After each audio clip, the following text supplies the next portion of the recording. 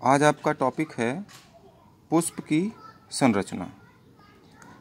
Actually जो पौधों में पुष्प होते हैं वो वास्तव में पौधे के नर और मादा जनन अंग होते हैं। ज़्यादातर बच्चे या सामान्यतः लोग पुष्प को एक सामान्य फूल ही समझते हैं, लेकिन वो फूल नहीं। वास्तव में फूल को फूल समझने वाले लोग फूल होते हैं, क्योंकि फूल या पुष्प फूल नहीं है बल्कि पौधे के नर और मादा जनन अंग हैं, जो पौधे के बीज का निर्माण करते हैं, जिससे पौधे की नई जनरेशन का निर्माण होता है और पौधों का अपना अस्तित्व बना रहता है। और इसमें पूरी जनन प्रक्रिया होती है, फूल से फल, फल से बीज, इन सब का विकास होता है और उससे फिर नई जनरेशन आती है। तो हम आपको बता रहे हैं कि आज पुष्प के कौन कौन से भाग होते हैं। तो कि एक पुष्प में बाह्य दल होते हैं, पुमंग होते हैं और स्त्री केसर। इस प्रकार ये 4 भाग होते हैं और पुष्प की संरचना हम आप लोगों को बना रहे हैं, उसको देखिएगा, समझिएगा। एक जो सामान्यतः प्रारूपिक पुष्प होता है, उसमें हम सबसे पहले देखिए एक मादा भाग बना रहे हैं जिससे फल का विकास होगा, और इसी के साथ यहाँ ये पुष्प का मादा भाग है और यहीं से निकले रहते हैं नर भाग, जिन्हें हम पुंकेसर कहते हैं। नर भाग को क्या कहते हैं? पुंकेसर या स्टामेन। ये स्टामेन है, ये पौधे का नर भाग है। और सभी जितने भी पुंकेसर होंगे, हर एक प्रजाति के पुष्प में इनकी संख्या अलग अलग होती है। सरसों में ये 6 पाए जाते हैं। सोलेनेसी कुल के जितने भी मेंबर हैं उनमें इनकी संख्या पुंकेसरों की 5 होती है, और सारे पुंकेसर मिला के कहलाते हैं पुमंग, यानी एंड्रूसियम इनको कहते हैं। ये पुष्प का मादा भाग है पूरा।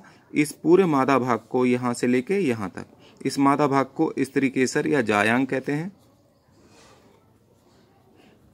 और इंग्लिश में इसको गाइनोसियम कहा जाता है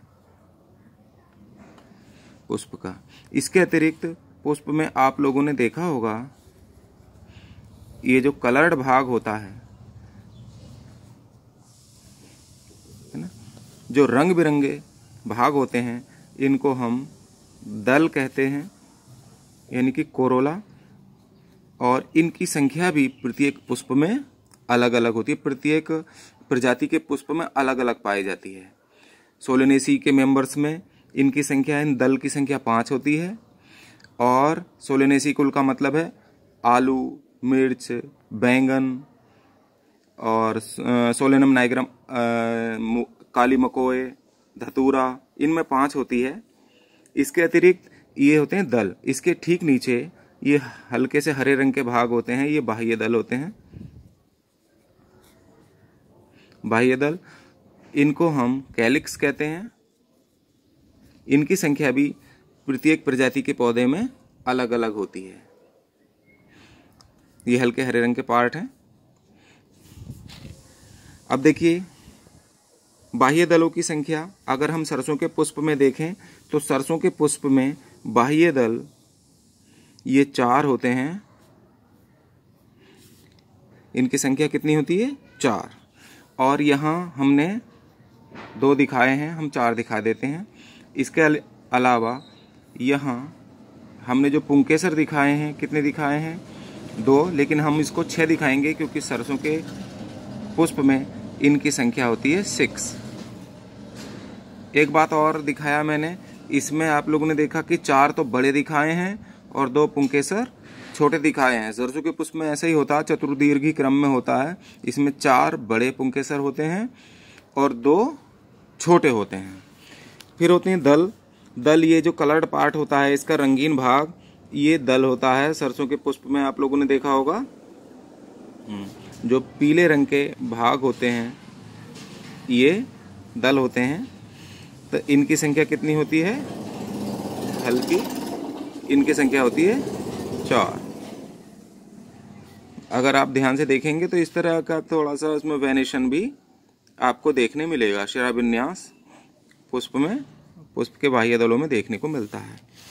इसके बाद आते हैं पुमंग।